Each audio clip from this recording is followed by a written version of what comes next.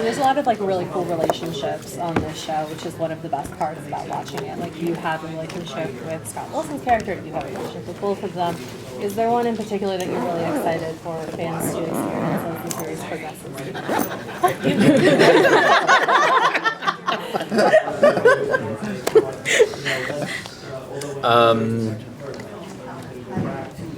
No, there's never one in particular. I think saying variety is the spice of life. One of the great joys of turning up on set every day is that I thoroughly enjoyed when I woke up in the morning because I knew I got to go to set, and a big part of that was just knowing that I was going to go and work with the cast that we have. It's a great cast. Yeah, it was fun. No stinkers in the bunch.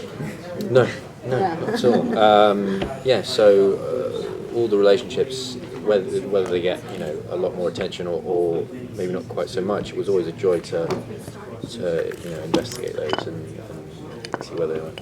Also, Glenn's scripts were so good that everybody was very turned on. All the actors were really excited because we were all given great things to act, So everybody was happy. We hear there's some pranks happening on set. Oh, you heard that, did you? Yeah. Where'd you hear that from? I don't want to be a snitch, but... Be a snitch. Be a snitch. Did you guys get involved in the pranks at all? I have no idea what you're talking about. Something about an EpiPen. What? And some gummy bears. Someone died, almost died. Someone Someone's filming at the mouth. Oh, yeah. Omid, how deep into this story did you go? The gummy bears. Pretty much everything. The last scene? Oh shit, what are you talking about? Oh, you The talking gummy about the bears. break? Yeah. Oh, I gave him like the 45 seconds. Right, okay.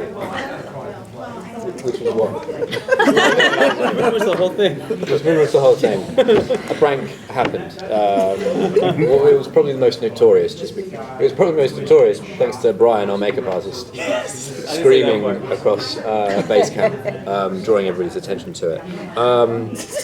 It's a relatively long story, which I think will get explained in the behind the scenes at some stage. Because we sat there talking about it for Half an hour. yeah. We drew diagrams. There was we acted it out. It was there was. You drew diagrams?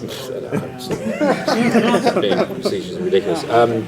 I would say that the atmosphere on set was because having mentioned the cast being great, there was room for just playfulness and fun, and so pranks ensued. Was it something that being like that, ridiculous, and to have jokes and pranks, was something really essential for for this kind of thing? Since your role is so dark. Well, I think when you work together with people for a prolonged period of time, you have to have a You get silly. welcoming environment. Yeah, a welcoming environment to work in, and that is sort of something that tends to follow me around. Is foolish behaviour. I dare say there's probably a job where that's not at all appropriate. But I think just because of the nature of the cast and their ability to separate whatever it was we were shooting that day, it left room for that creation of that environment. It wasn't pranks all the time. It wasn't like, right, what should I do today? It was just every now and Now then. Gibson's set. Right? Yeah. But the fact that you're playing, the Antichrist, does it affect you, or you just, turn off that? I think whenever you play a character, you're affected by it. You learn lessons from it, and you have to delve into a part of yourself that lends itself to that character. And in Damien's case, I haven't found a less crass word than darkness. But I'll go with it again. In Damien's case, he has that darkness as we all at this table have within us. We have something in us that we have to keep down. We don't tell people about. We have thoughts that we go, God, if anyone heard that, I'd be in trouble. And so there's the cathartic opportunity to explore that within yourself and then use it for this role. So yeah, it has an effect in the sense that you get that opportunity to explore yourself and identify things within yourself, just make them that little bit clearer, I suppose. But you still have like a moral compass, like your character does. Like we see it when he saves the boy on the train instead of going after the guy that he wants to do damage to. So is that something we're going to see Damien struggle with as the series goes on, like that touchstone of like the goodness that's still like, you know? Well, I mean, Glenn's been very clever. You could easily just do a show about the Antichrist and he just turns up and he's like, yeah, I'm evil. It'd be, and people would be like, oh, that was interesting for a couple episodes, done. Not the case. Glenn's essentially showing what is a very honest journey through some, horrendous circumstances. And so, let's say Damien is a human being, is multifaceted in terms of how he responds and reacts. But it just gets harder for him because he has baggage that no one else has, and that darkness is kind of closing in around him. Again, I use the word darkness, I've got to find a better word, but I don't know, that's a good one. It's closing in on him, making it tougher to have those moments where he can just make the easy, good decision, or what is perceived as a good decision. You mentioned the boy on the tracks. Yeah. Who's to say he's not going to turn out to be Hitler 2.0? That is a good point. Season 2. Yeah. This question is for Ms. Hershey. I'm a big fan of your films, and I'm just wondering what drew you to this role, because one of the first films I saw you in was The Last Temptation of Christ, and now you're in this about the Antichrist. So I'm just wondering what drew you to this particular role and what made you want to be a part of this cast? The writing, and after talking to Glenn, and I got excited about it, and also the characters seem to have a lot of different colors. There seemed to be a lot of variety and a lot of things going on under the surface. I also liked that the thing was reality-based, not stunt-based, not out there, that it was, I thought you'd care about the people more and care about what happens, and therefore be more exciting and frightening when you do see it. I also was fascinated with the idea of what would you do if you found out you were the Antichrist? At this age, what would you do? And one of the best answers I got was from a friend who said, I'd be so relieved.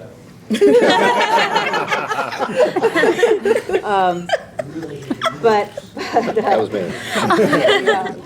But it just, and I think his character is, about all of us really, like Bradley was saying, the good and bad inside of all of us, the war that he has, we all have. It's just a little heightened in his case. Yeah. But I liked all of those things, and it gets into that too. It gets into like what was presented to us as good and evil, and what really is. Can you fight your destiny? A lot of really fascinating questions. What do you think the sure. What do you think the biggest misconception about your character is?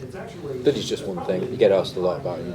People say, oh, he's this evil character, blah, blah, and people expect it to be, a cartoon. Yeah. They don't sort of...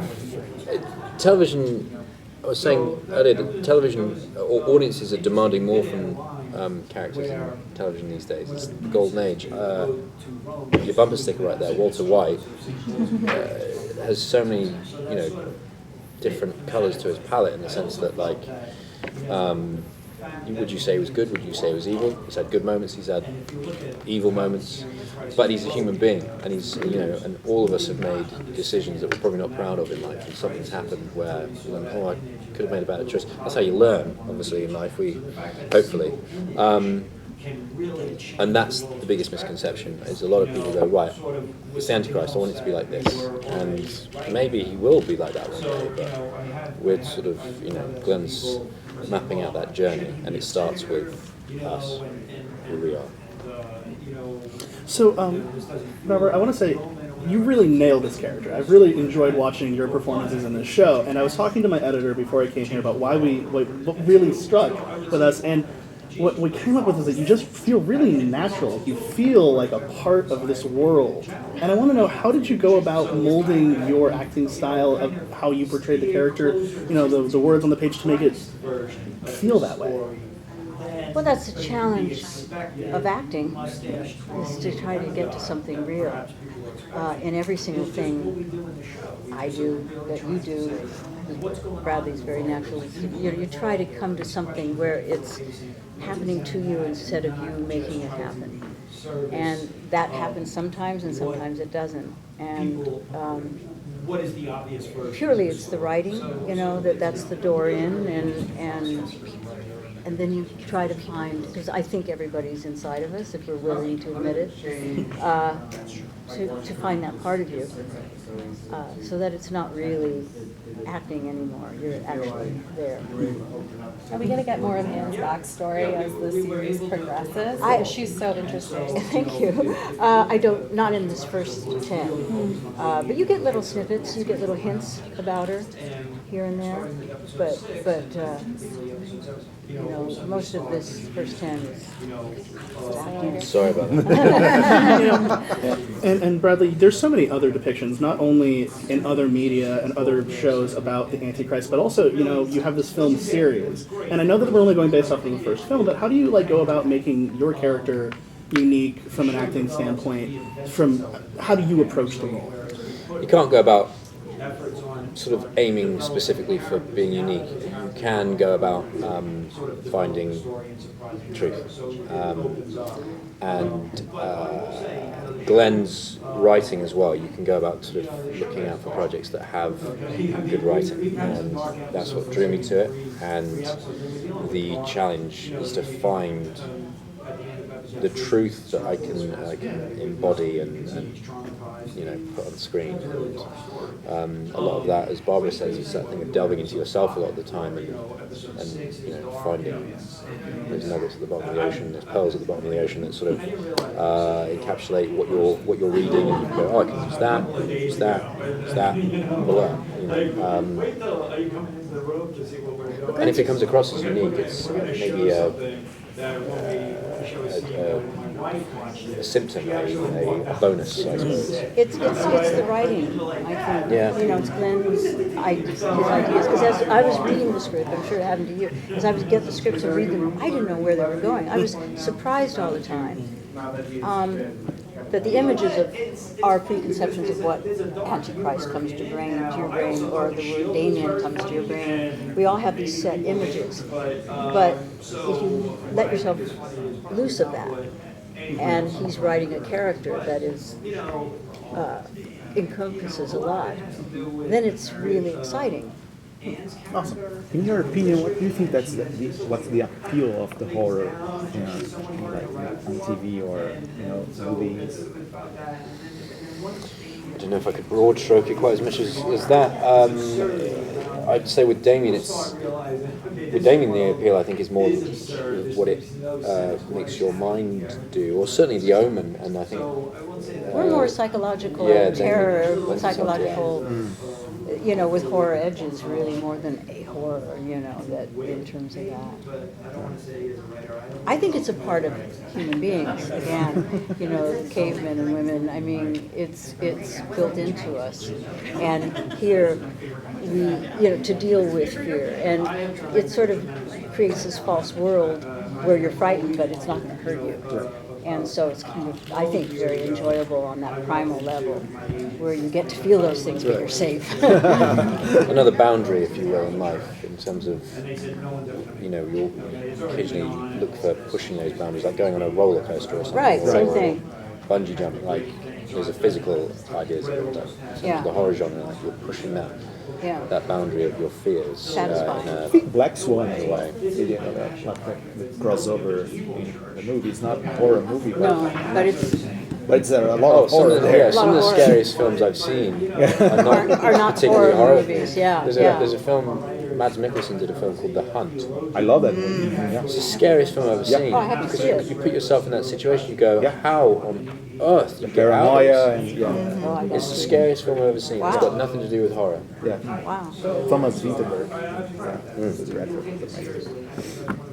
Barbara Ann there's so many motivations behind her character. You can't really pinpoint it. Do you think she's actually trying to fulfill God's plan by bringing forth the Antichrist, like in Revelation, or is there other things going on? I don't think. I don't think, like she says in the last episode, it's not God, it's something else. Mm-hmm. She's not fulfilling God's plan. But it's the same thing as someone who wants to fulfill God's plan, except it happens to be the other side. But she has a whole belief system in her world.